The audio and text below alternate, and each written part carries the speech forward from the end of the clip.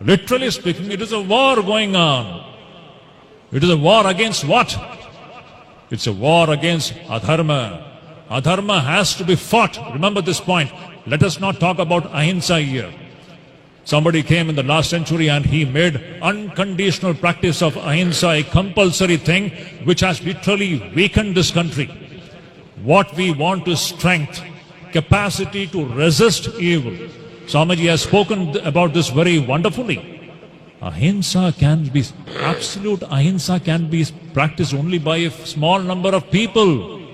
And for the common man and the common woman, remember, we should learn to resist evil. Whenever there is adharma, we should learn to resist it. There are three situations, especially in my assessment, which is very important.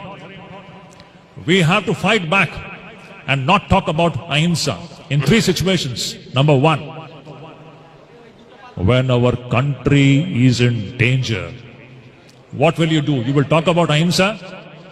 When our rashtra, when our country is in danger, you will sit and talk about ahimsa. You have to fight back. Number one, for fighting back, you need Shakti. Is it not? Can you fight back without Shakti? You need Shakti, you need this divine. You need the Mahishasura Mardini spirit. She is Asura Mardini. We need this energy which can kill the demons. So first thing, to protect your country, to protect your rashtra. Second thing, to protect your dharma. When your dharma is under threat, what will you do? You will talk about ahimsa. You have to fight back all those evil forces which are causing danger to your own dharma. This is another lesson that we have to learn. Let us not talk about, what should I say? There is no samanvaya with the forces of evil. This is dharma samanvaya, not adharma samanvaya. I always say this. Samanvaya is not with the forces of adharma. There cannot be any friendship with forces of adharma. Adharma has to be vanquished in whichever form it is.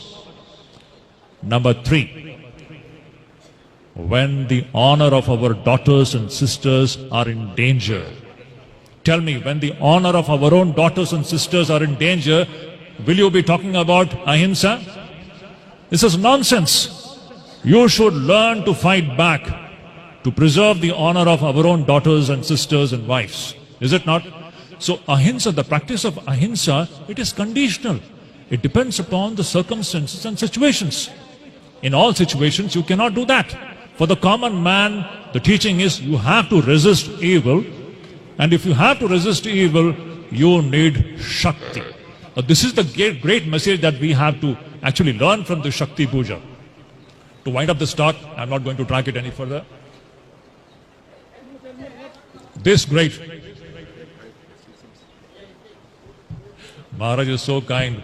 Actually, I am feeling a little uncomfortable because the puja is going on there. See, my dear devotees, we have to remember this point. So this ahimsa, we have been deluded with this idea. India has become weak because of that. Our neighbors have been hitting us repeatedly and we have been just sitting quiet. It is only in the last 10 years that we have learned to give it back. It should be like that. We should know how to... We should know how to protect our country, number one, Rashtra. We should know how to defend our dharma, Sanatana dharma.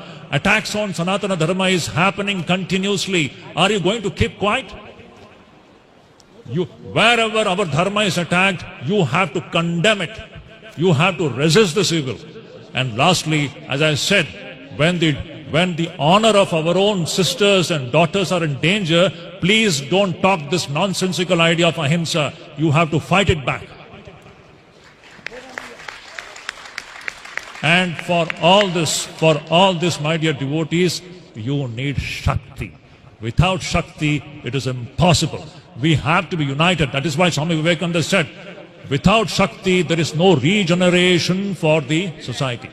So, my dear devotees, this is the extract of this wonderful Shakti Puja. We should remember that it is by awakening this Mahishasura Mardini spirit.